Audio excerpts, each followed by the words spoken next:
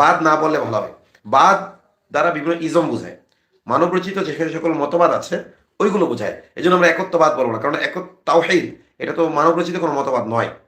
কারণ অনেক সময় আমাদের মুখ দিয়ে বা আমাদের লেখায় অনেক সময় বের হয়ে যায় প্রচলিত, ওইটা আমরা ওই অর্থে বলি না, শাব্দিক অর্থে, ওইটার ওই যে ওর যে মূল একটা বাস্তবিক অর্থ আছে ওইটার দিকে লক্ষ্য রেখে বলা হয় না আসলে।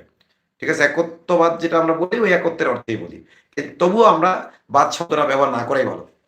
তাওহীদবাদী জনতা না, তাওহীদি জনতা বলবো। কি বলবো? তাওহীদি জনতা। তাওহীদবাদী বাদ যোগ করার দরকার নেই, তাওহীদ এমনি পূর্ণ, তাওহীদ এমনিই পূর্ণ, ওর সাথে বাদ যুক্ত করার প্রয়োজন নেই। তবুও যদি কেউ করে ফেলে সে প্রচলিত অর্থে বলেছে, ওইটা ওর ওই যে অজেই অর্থ বা একদম মূল অর্থের দিকে লক্ষ্য করে সে বলেনি, স্বাধীনতার মতো এই শব্দটা। তো যাই হোক, প্রথমে আল্লাহ সুবহানাহু ওয়া তাআলা মানব জাতির মধ্যে তিনটি শ্রেণী বিন্যাস করে পরে সকল মানুষকে একত্রে কি বললেন, হে মানুষ তোমরা তোমাদের রবের দাসত্ব করো এবং রবের দাসত্বে কাউকে অংশীদার করো না। এটাই তো তাওহীদ। তাহলে মানে কি এত একত্ব, কিসের ক্ষেত্রে একত্ব? ফিলিস বাদা, দাসত্বের ক্ষেত্রে একত্ব। মানে দাসত্বের ক্ষেত্রে আল্লাহকে এক বলে স্বীকার করে নেওয়া এবং অন্যদেরকে নাকচ করা। আল্লাহকে এক বলে স্বীকার করা এবং অন্যদেরকে কি করা? জেনে বুঝে তার সাথে কাউকে অংশীদার সাব্যস্ত করো না। তাহলে কোন ক্ষেত্রে অংশীদার সাব্যস্ত করতে নিষেধ করেছেন? আদেশ যে ক্ষেত্রে, সেক্ষেত্রেই তো হবে। তাহলে তোমরা তোমাদের রবের দাসত্ব করো এবং রবের দাসত্বের ক্ষেত্রে অন্য কাউকে অংশীদার বানায়ও না। তাহলে আমরা নামাজ পড়ি, কার দাসত্ব করি? দাসত্ব মানে কি? আল্লাহর হুকুম। তাহলে নামাজটা পড়ি আল্লাহর হুকুমে। তো যে আল্লাহ তাআলা নামাজ পড়ার হুকুম দিয়েছেন আমাদেরকে, ঠিক সেই আল্লাহ তাআলাই তো বলেছেন যে ফাহকুম বাইনান নাস, তোমরা এই কিতাবের মাধ্যমে মানুষের মধ্যে কি করো? ফয়সালা করো, বিচার ফয়সালা করো। ইনিল হুকমু ইল্লা লিল্লাহ, রাজত্ব একমাত্র কার? আল্লাহ। যেহেতু আল্লাহর রাজত্ব, সুতরাং তোমরা আল্লাহর বিধান দিয়ে কি করো? পারস্পরিক বিবাদমান বিষয়ে কি করো? ফয়সালা করো। আল্লাহ বলেন ফালা ওয়া রাব্বিক, আর না আপনার রবের শপথ, লা ইউমিনুন, কিছুতেই তারা মুমিন হতে পারবে না। ফালা মানে কি? আর না, আর না। রব্বিকা আপনার রবের শপথ, ওয়া মানে কি? আমরা কসম বলি না, শপথ বলি, এর আমি কি? ওয়া। ফালা ওয়া রব্বিকা, ফা আর, লা মানে কি? না। ফালা আর না, ওয়া রব্বিকা আপনার রবের কসম, মানে আল্লাহ নিজের জাতের কসম করছে, লা ইউমিনুন, তারা কিছুতেই মুমিন হতে পারবে না। তাহলে প্রথমে বললেন না, দ্বিতীয়তে বললেন আপনার রবের কসম, তৃতীয়তে আবার বললেন তারা কিছুতে মুমিন হবে। কতবার দৃঢ়তা দিলেন আল্লাহ তাআলা, বারবার বারবার দৃঢ়তার সাথে এরপরে যে কথাটা বললেন, ফালা আর না, রব্বিকা আপনার রবের শপথ, লা ইউমিনুন তারা কিছুতেই মুমিন হতে পারবে না, হাত্তা ইউহাক্কিমুকা ফিমা শাজারা বাইনাহুম, যতক্ষণ না তাদের বিবাদমান বিষয় আপনাকে বিচারক না মানে। রাসূলকে বিচারক না মানে কি? রাসূল কি এখন আছেন? কোরআন সুন্নাহর কাউকে বিচার করতে হবে। হাত্তা ইউহাক্কিমুকা ফিমা শাজারা বাইনাহুম, যতক্ষণ না তাদের বিবাদমান বিষয়ে তারা বিচার ফয়সালা করবে এবং এক্ষেত্রে হাকিম বানাবে কাকে? ফয়সালার জন্য আপনাকে হাকিম বানাবে, অর্থাৎ কোরআন সুন্নাহকে হাকিম বানাবে, বিচারক বানাবে। সুম্মা লা ইয়াজিদু ফি আনফুসিহিম হারাজা, এবং কোরআন সুন্নাহর এই ফয়সালা মেনে নিতে তাদের হৃদয়ে মোটেও কুণ্ঠা থাকতে পারবে না। হারজ, হারজ মানে মেনে নিলাম, মেনে নেওয়ার পরে একটু কেমন কেমন হৃদয়ের ভিতরে, এই কেমন কেমন থাকলেও কি হতে পারবে না? তারা মুমিন হতে পারবে না। হৃদয়ের ভিতরে কোনো কুণ্ঠা থাকতে পারবে না। ওই ইউসাল্লিমু তাসলিমা, এবং বাহ্যিক অবস্থাটাও এমন হইতে হবে পুরোপুরি আত্মসমর্পণ করবে, মুখে না, আপাদ মস্তকে, বডি ল্যাঙ্গুয়েজে। ওই ইউসাল্লিমু তাসলিমা, তাদের বডি ল্যাঙ্গুয়েজ থেকে যেন এটা ফুটে ওঠে যে তারা পুরোপুরি মেনে নিয়েছে। তাহলে পার্লামেন্টে বিভিন্ন বিষয়ে বিবাদ হয় কিনা, প্রথমে একটা বিল উত্থাপিত হয়, পক্ষে বলে কিছু সাংসদ অর্থাৎ কিছু কথিত আইন প্রণেতা পক্ষে বলে, কেউ কিছু লোক এটার বিপক্ষে বলে, যুক্তি তর্ক কিছুক্ষণ করে, মনোযোগ দিয়ে সবাই শোনে, কেউ আবার জিময়। হ্যাঁ, তো শুনে জিময় কেন? ওরা আগে থেকেই তো আছে যে দল, ওই মানে দল যেটার পক্ষে আছে আমরা হেডেই বলবো, এই জন্য জিময়, মনোযোগ দিয়ে শোনেও না। ধরে নিলাম যে মনোযোগ দিয়ে শোনে, ওদের নিয়ম অনুযায়ী। তাহলে একটা বিল প্রথম উত্থাপিত হয়, পক্ষে বিপক্ষের যত যুক্তি তর্ক আছে এগুলো উপস্থাপিত হয়। এরপরে স্পিকার বলে এই যে বিলটা উত্থাপিত হইল, এই যে লম্বা চওড়া আলোচনা হইল, এখন এই বিল এর পক্ষে যারা আছেন তারা কি বলুন?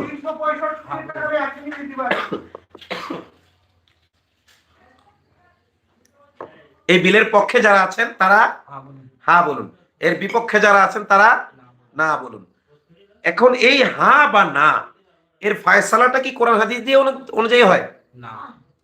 এই হ্যাঁ বা নার যে ফয়সালা এটা কোরআন হাদিস দিয়ে হয় নাকি majority must be granted? Majority, তাও জনগণের মেজরিটি না ওই সংসদ সদস্যদের মেজরিটি? তারা যদি আসলেই গণতান্ত্রিক হইতো তাহলে জনগণের মেজরিটি তারা মেনে নিক। তারা দেখেন বিভিন্ন জুলাই সনদের পক্ষে বিপক্ষে হ্যাঁ ভোট না ভোট, এটার পক্ষে বিপক্ষে হ্যাঁ ভোট না ভোট দিচ্ছে। আচ্ছা তাহলে চলো তো, তোমাদের যদি সাহস থাকে কোরআন হাদিসের দ্বারা দেশ পরিচালিত হবে কি হবে না, কারা চালাবে এটা পরে? কোরআন হাদিস দিয়ে দেশ চলবে কি চলবে না এই দিয়ে হ্যাঁ ভোট না ভোট দেও তো তোমরা। ওরা কখনই দেবে না। ওরা জানে যে সাধারণ মানুষ হ্যাঁ চাইবে।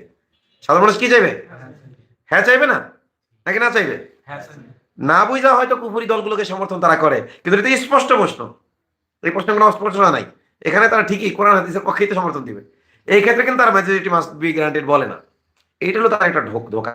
আসলে মেজরিটি মাস্ট বি গ্রান্টেড এটা কুফরি কথা, তবে এই কুফরি কথাটা তারাও কি পুরোপুরি মানে নাকি কিছু সীমাবদ্ধ ক্ষেত্রে মানে, যেখানে তাদের সুবিধা ওইখানে। তো যাই হোক, তো সংসদে মেজরিটি মাস্ট বি গ্রান্টেড, অধিকাংশ সংসদ যদি মত বৈধ করার পক্ষে রায় দেয় বাস ওটা কি হয়ে যাবে? পাশ হয়ে যাবে, তাই না? তাহলে এখানে কি করা হইলো? আল্লাহর জায়গায় সংসদকে কি করা হইলো? রব স্থির করা হইলো, বিধানদাতা স্থির করা হইলো, ইলাহ বানিয়ে দেওয়া হইলো। ঠিক আছে? তো আল্লাহ বলতেছেন যে যেহেতু এই সকল ম্যানেজমেন্ট আল্লাহ করে তোমরা জানো, তাহলে জেনে বুঝে আল্লাহর সাথে কাউকে শরীক করো না। জনগণের সকল ক্ষমতার উৎস না। এখানে আল্লাহ কি বুঝাইলেন? তিনি তোমাদের আর জনগণকে সৃষ্টি করেছেন কে?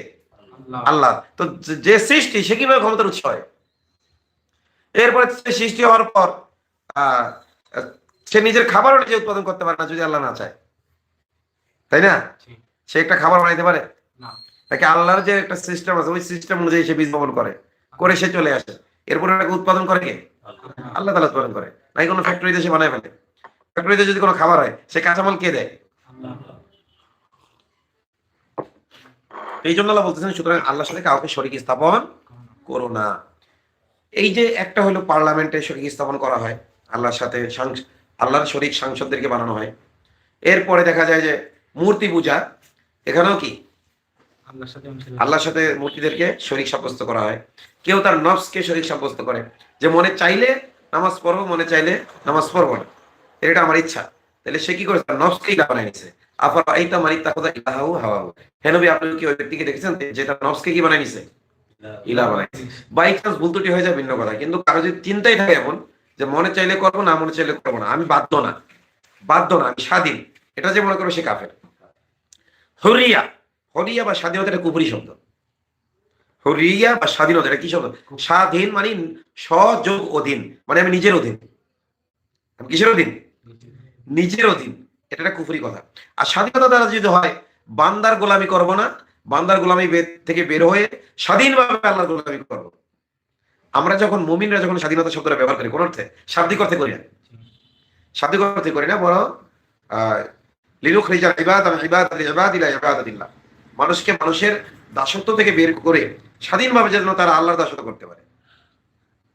অর্থাৎ আল্লাহর গোলামি করার স্বাধীনতা চাই। মুমিন নিজের মন মতো চলার স্বাধীনতা চায় না আল্লাহর গোলামি স্বাধীনতা চায়? স্বাধীনতা ওরাও চায়, আমরাও চাই। ওরা চায় মন মতো চলার স্বাধীনতা, আর আমরা চাই আল্লাহর গোলামি করার স্বাধীনতা। দুইটার মধ্যে পার্থক্য এই। শাব্দিক অর্থে স্বাধীনতা শব্দটা কুফরি শব্দ, যদিও এখন ওইটা ভালো অর্থেও ব্যবহার হয়, খারাপ অর্থেও কি ব্যবহার হয়। এই জন্য আমরা ভালো অর্থ গ্রহণ করি। বুঝা গেছে কথা?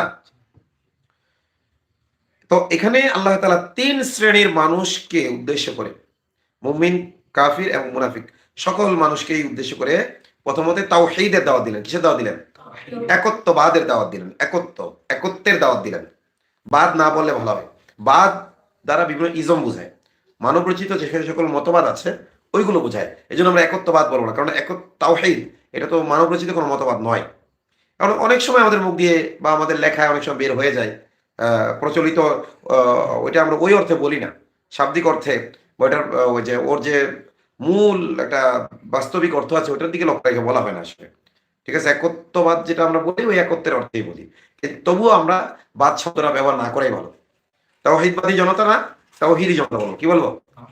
তাওহীদি জনতা। তাওহীদবাদী বাদ যোগ করার দরকার নেই, তাওহীদ এমনি পূর্ণ, তাওহীদ এমনিই পূর্ণ, ওর সাথে বাদ যুক্ত করার প্রয়োজন নেই। তবুও যদি কেউ করে ফেলে সে প্রচলিত অর্থে বলেছে, ওইটা আবার ওই যে অজেই অর্থ বা একদম মূল অর্থের দিকে লক্ষ্য করে সে বলেনি, স্বাধীনতার মতো এই শব্দটা। তো যাই হোক, প্রথমে আল্লাহ সুবহানাহু ওয়া তাআলা মানব জাতির মধ্যে তিনটি শ্রেণী বিন্যাস করে এরপরে সকল মানুষকে একত্রে কি বললেন, হে মানুষ তোমরা তোমাদের রবের দাসত্ব করো এবং রবের দাসত্বে কাউকে অংশীদার করো না। এটাই তো তাওহীদ। তাহলে মানে কি একত্ব, কিসের ক্ষেত্রে একত্ব? ফিলিস বাদা, দাসত্বের ক্ষেত্রে একত্ব, মানে দাসত্বের ক্ষেত্রে আল্লাহকে এক বলে স্বীকার করে নেওয়া এবং অন্যদেরকে নাকচ করা। আল্লাহকে এক বলে স্বীকার করা এবং অন্যদেরকে কি করা? নাকচ করে দেওয়া, এটাই তাওহীদ। আল্লাহকে মানলো, এটা তাওহীদ না, এটা ইমান বিল্লাহ, এটা তাওহীদ বিল্লাহ না। তাওহীদ বিল্লাহ হবে তখন যখন আল্লাহকে মানবে এবং অন্যদের প্রত্যাখ্যান করতে হবে। আল্লাহকে মানতে হবে, অন্য আল্লাহ দ্রোহীদের প্রত্যাখ্যান করতে হবে। কেউ যদি শুধু আল্লাহকে মানে কিন্তু আল্লাহ দ্রোহীদের প্রত্যাখ্যান না করে সে মুমিন নয়।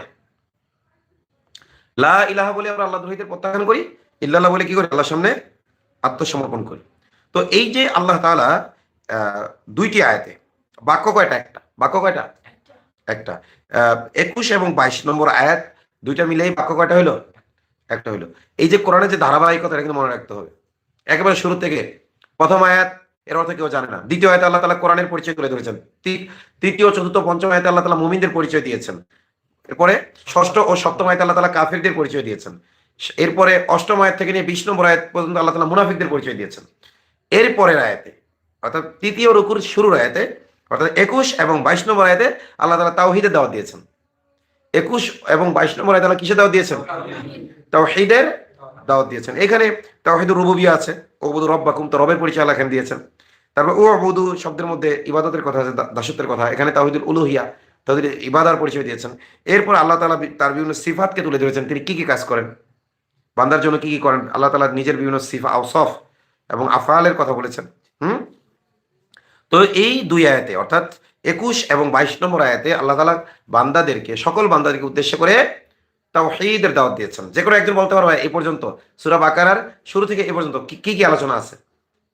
যারা প্রতি, হ্যাঁ তুমি বলো, তার তুমি হাফেজ না? মাশাআল্লাহ, হ্যাঁ তুমি বলো। প্রথম আয়াতের অর্থ জানে না। দ্বিতীয় দ্বিতীয় দ্বিতীয় তৃতীয় আয়াতে আছে, দ্বিতীয় আয়াতে কোরআনের পরিচয় তুলে ধরেছেন, দ্বিতীয় আয়াতে কোরআনের পরিচয় তুলে ধরেছেন, হ্যাঁ। তৃতীয় চতুর্থ পঞ্চম আয়াতে আছে মুমিনদের পরিচয়, হ্যাঁ। ষষ্ঠ সপ্তম আয়াতে কাফিরদের, পরে অষ্টম থেকে 20 পর্যন্ত মুনাফিক। একটু জোরে, হ্যাঁ। আর পরে দুইটা আছে, পরে দুইটা আছে তাওহীদের আহ্বান করেছেন, তাওহীদ, মাশাআল্লাহ। তো এইভাবে যদি আসলে আমরা কোরআনটাকে আত্মস্থ করতে পারি তখন দেখবা যে কোরআন তোমাদের কাছে একেবারে কিসের মতো মনে হবে। যে অনেক সময় আমাদের ছোটবেলার বিভিন্ন কবিতা আছে না, আমাদের ছোট নদী চলে বাঁকে বাঁকে, বৈশাখ মাসে তার হাঁটু জল থাকে, পার হয়ে যায় গরু, পার হয় গাড়ি, দুই ধার উঁচু তার, ঢালু তার পানি, তারপরে চিকচিক করে বালি, কোথা নাই কাদা, ফুলে ফুলে কাশবন, দুই ধারে কাশবন, ফুলে ফুলে সাদা। এক ধারে, দুই ধারে না, ও এক ধারে, কারণ যেই পাশে ওই যে ভাঙন ধরে ওই পাশে তো কাশবন হয় না, যেই পাশে ই হয়, ঠিক আছে, এক ধারে কাশবন, ফুলে ফুলে সাদা। তো এই যে দেখো এই কবিতা তখন পড়েছি আর এতদিন কিন্তু পড়িনি, তারপরে কিন্তু অনেকটা বলে ফেললাম, চিন্তা ছাড়াই অনেকটা বলে ফেলছি। চিন্তা করলে হয়তো একটু ভুল হইতো না যেটুকু হয়েছে। এলে এরকম করে ফেলতে হবে কোরআনকে, তাইলে তাইলে আমরা সাহাবাদের মতো হতে পারবো। তাহলে কোরআন থেকে হেদায়েত নিয়ে যে কোনো ক্ষেত্রে আমরা কোরআন থেকে হেদায়েত নিতে পারবো। এখন কোরআনে কি শুধু অর্থ মনে রাখা তো দূরের কথা, এই আয়াতটা কোথায় আছে তাই বলতে পারি না। এরকম হাফেজ হইলে আমার দ্বারা অন্য কেউ হেদায়েত পাবে তো দূরের কথা, আমার ভিতরে যে কোরআন আছে তারাবি পড়ানো ছাড়া, তারাবি পড়ায় টাকা ইনকাম করা ছাড়া ওই কোরআন আমার কোনো কাজে আসবে? এই তারাবি পড়ায় টাকা ইনকাম করার নিয়ত আছে কার কার? তো তোমাদেরকে বলি আমাদের বেশি হাফেজ দরকার নেই, যারা তারাবি পড়ায় টাকা নিবা তারা জায়েজ কি না জায়েজ পড়ে, তারাবি পড়ায় যারা টাকা নিবা তারা আল্লাহর রাস্তায় অন্য মাদ্রাসায় পড়বা। কথা বুঝা গেছে? জায়েজ নাকি না জায়েজ এই দ্বন্দ্বে আমি যাচ্ছি না, কথা কি বুঝা গেছে? কোন যদি কিন্তু ছাড়া, যদি হাদিয়া দেয় না, যদি কিন্তু ছাড়া তারাবি পড়ায় টাকা নিব না, কে রাজি আছে হাত তোলো। যারা গায়রে হাফেজ তাদের রিজিক দেয় কে? আরে গায়রে হাফেজ রিজিক আল্লাহ দেয়, তাহলে হাফেজ রিজিক কে দেবে? যদি হাদিয়া দেয়, হাদিয়া ওইটাকে বলে যেটা সাদিয়া দেয়, এটা ঠিক আছে। কিন্তু বিষয়টা এমন হয়ে গেছে, যেটা প্রচলন হয়ে গেছে, না কোনো মসজিদ কমিটির না দিলে মানুষ তাদের নিন্দা করে, তাদের প্রেস্টিজ ইস্যু মনে করে। হ্যাঁ, যদি কোথাও এরকম 100% দিল সাক্ষ্য দেয় যে এরা কোনোভাবেই আমি কোরআন শুনাইছি, কোরআন শোনানোর কারণে দিচ্ছে না, বরং আমাকে ভালোবেসে, আমি একজন হাফেজ কোরআন, আমি একজন আলেম, আমি একজন তালেব, আমাকে ভালোবেসে দিচ্ছে, সেটা আলামতে বোঝা যায়। সেটা তো দলবাইন্দা কালেকশন করে দেওয়ার দরকার নেই, সেটা যার যার মতো ব্যক্তিগত ভাবে দেবে, দল বেঁধে দেবে কেন? এই তারাবির টাকা দাও করে কালেকশন করে, কি করে না? তাইলে এরকম কেন? তাইলে তো এই জন্য আমি বলি, আমি জায়েজ না জায়েজ জানতে যাচ্ছি না, আমরা টাকার উপর থাকবো। কিসের উপর থাকবো? আমি এটাকে হারাম বলতেছি না, এই বুঝা গেছে? অন্যদের বিরুদ্ধে আমরা ফতুয়া দেব না, অন্য যারা নেয় নিক, কিন্তু আমাদের ইজিদাদাকে গায়রে হাফেজকে খাওয়াই কে? তাহলে হাফেজরে খাওয়াই কে? যে কোরআন হেফাজত করে না, গায়রে হাফেজ, তাকে যদি আল্লাহ খাওয়ায়, তাহলে তুমি তোমার সিনার ভিতরে কোরআন হেফাজত করছো, তোমাকে আল্লাহ খাওয়াবে না? তুমি না, তোমাকে আল্লাহ না খাওয়া মারবে? তাহলে 1 মাস ওই টাকা না নিলে কি হয়ে যাবে?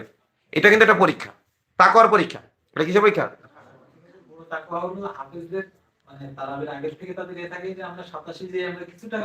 হ্যাঁ, পাবো, এই লোভ ভিতরে থাকে। রাইট রাইট, তোমাদের ওস্তাদ কি বলছে যে 27-এ যায় কিছু টাকা পাবো। এখন ওই হাফেজের মধ্যে আসলেই এই ধরনের কোনো লোভ নাই, কোনো ধরনের লোভ তার ভিতরে আসে নাই, এবং তার নেওয়ারও কোনো ইচ্ছা নেই। এরপরে মুসল্লিরা জোর করে দিছে, এটা কিন্তু ওইটার মধ্যে পড়বে না ইনশাআল্লাহ। কিন্তু আমরা আমাদের হৃদয়ের ভিতরে কোনোভাবেই তারাবি পড়াবো এই জন্য যে কিছু টাকা পাবো, এটা করবো না। যে এমুক মসজিদে, এটা বোঝাও যায়, অমুক মসজিদে টাকা বেশি দেয় এই জন্য সে ওই জায়গায় পড়ানোর আগ্রহী, এইখানে টাকা দেয় না এই জন্য সেখানে পড়াতে আগ্রহী না। হ্যাঁ,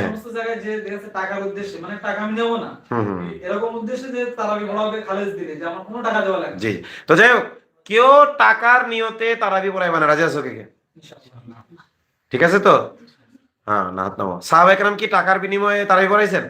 হ্যাঁ, ইমামতি তারাবি পড়ানোই তো ফরজ না, তারাবি জামাত হওয়া তো ফরজ না, ওটা সুন্নাহ। এটা কি সুন্নাহ? কিছু লোক আদায় করলেই হয়ে যায়, তো খতম করা ফরজ না, খতম করা ওয়াজিব না। করতে পারলে ভালো, করতে পারলে কি উত্তম, কারণ এটা কোরআনের মাস। কারণ আমরা তিলাওয়াত করি, সাধারণ মানুষ তিলাওয়াত করতে পারে না, অন্তত এই উসিলায় সাধারণ মানুষের একটা খতম শুনে শুনে এটা কি হয়ে যায়, খতম হয়ে যায়। এটা কোরআনের মাস, ভালো করতে পারলে ভালো। তো যেটা একটা নফল কাজ, অতিরিক্ত কাজ, এইটার বিনিময়ে কেন অর্থ গ্রহণ করতে হবে? ইমামতি এখানে জরুরতে, ইমামতি তে অর্থ নেওয়া যায় যেখানে জরুরত আছে। তারপরে তালিমে, এটা কি দিনের জরুরত না? হাত দাও, হাত দাও, তুমি এমনি গাফেল, আবার এই যে হা করে হাই দাও, যখন হাত দাও না কেন, মুখে হাত দাও না, আরেক দিক তাকাও কেন? যখন হাই আসে তখন কি করবা? মানে প্রথমত মুখ যেন বেশি ফাঁকা না হয়, কন্ট্রোল করার চেষ্টা করবা। এরপর যদি ফাঁকা কিছুটা হয়েও যায়, হাত দিয়ে আটকাবো। বুঝা গেছে? মানে একেবারে করতে, মানে মনে হচ্ছে যে অনেকের কিন্তু এই যে হাই দিতে যায় কি হয়ে যায়, চাপা আটকে যায়, এরকম হয় না? হাই দিতে গেছে বড় করে, চাপা আটকে গেছে, এবার চাপা আর কি করতে পারে না, একসাথে করতেই পারে না, সে কবিরের মতো থাক। এজন্য এটা খেয়াল রাখতে হবে। আচ্ছা, তাহলে আমরা ইনশাআল্লাহ তারাবি মানে তারাবি পড়ার টাকা নেবো, এই নিয়তে কেউ হাফেজ হবো না, এবং তারাবি পড়ানোর সময় এই নিয়ত কেউ রাখবো না, এবং মুসল্লিদেরকে বলে দেব আমার কোনো অর্থের প্রয়োজন নেই, আমি কোরআন শোনাচ্ছি, আপনারা শুনছেন, এটা আপনাদের প্রতি কৃতজ্ঞ আমি। কারণ নবী সাল্লাল্লাহু আলাইহি ওয়াসাল্লাম কোরআন শোনাইতে গিয়া অনেক অত্যাচারের সম্মুখীন হয়েছেন না? কোরআন শোনাইতে গিয়ে অনেক নির্যাতনের সম্মুখীন হয়েছেন না? কাফেররা বলতো যে ওয়ালা তাসমাউ লিহাযাল কুরআন ওয়ালগাউ ফীহি লাআল্লাকুম তাগলিবুন, এই কোরআন শোনো না, অন্যকে শুনতে দিও না, তাহলে তোমরা বিজয় হইতে পারবে। কাফেররা এরকম করতো না? এরকম ষড়যন্ত্র করতো কিনা? তাহলে তোমার মুসল্লিরা যে এই যে তোমার পিছনে দাঁড়িয়ে 30 পারা কোরআন ধৈর্য ধরে শুনলো, উল্টো তোমার তাদেরকে টাকা দেওয়া দরকার যে তারা শুনলো, যে উল্টো আমি আপনাদের খাওয়াবো, যে আমি তো কোরআন পড়া মজা পাইছি, আপনি কোরআন বোঝেন না, অর্থ বোঝেন না, কিছু না, তারপরে বাস আমি কি বললাম, তুমি যদি আর ভিতরে গালিও দিয়ে থাকো, ওটা পাইছে। অনেক হাফেজরা আসলে এগুলো করে, অনেক হাফেজরা ইমান থাকবে না, কিন্তু অনেক হাফেজরা এগুলো করে। ও জানে যে ও কি পড়ছে, ও ভুল পড়তেছে, ওই যে ইয়ামালুন সাজদাটা টান দেবে,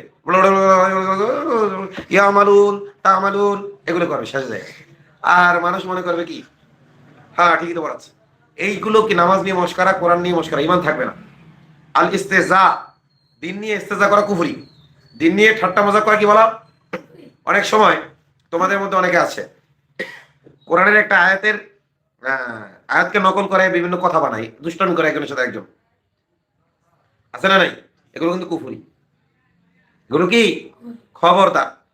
আল্লাহ বলে আবিল্লাহি ওয়া আয়াতিহি ওয়া রাসূলিহি কুনতুম তাস্তাহজিউন লা তা'তাযিরু ক্বাদ কাফারতুম বাদা ঈমানিকুম।